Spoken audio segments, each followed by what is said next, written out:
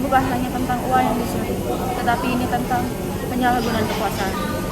Di saat pejabat tidak lagi bekerja untuk rakyat, tetapi untuk kepentingan pribadi dan kelompok, maka di setiap keputusannya telah hilang makna dari keadilan.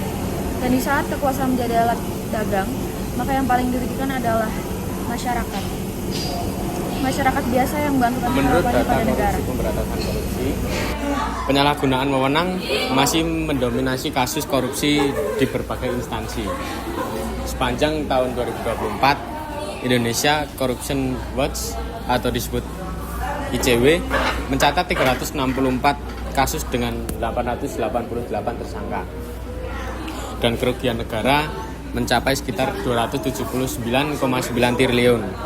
Angka ini bukan sekedar statistik, tapi cermin betapa kekuasaan sering digunakan untuk kepentingan pribadi, bukan untuk melayani rakyat.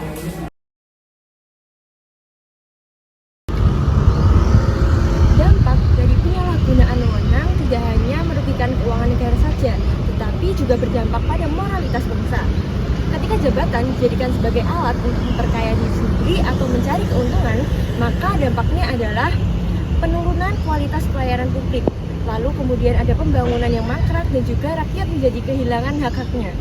Ombudsman RI menegaskan bahwa banyak sekali korupsi yang lahir dari penyimpangan pelayanan publik.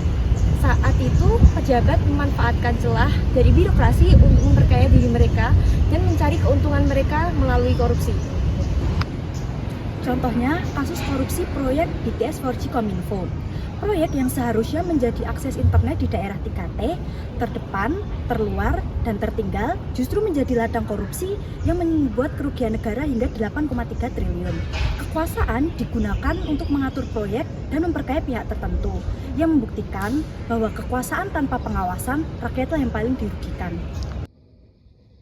Korupsi karena beliau dengan perusahaan bukan hanya dengan tapi juga mencuri unsur pajak. Kita lihat beliau, apakah jika melihat mobilnya, jadi bukan juga aman, bukan saat melihat dulu. Kita berhak atas pemisahan yang mesti yang bagi rakyat. Karena jika wewenang salah gunakan, kita akan menjadi tapi juga berdayakan harapan dan masukan bangsa. Ketika kekuasaan disalahgunakan, yang hancur bukan hanya aturan, tapi juga rasa percaya yang menjadi fondasi dari masyarakat tersebut,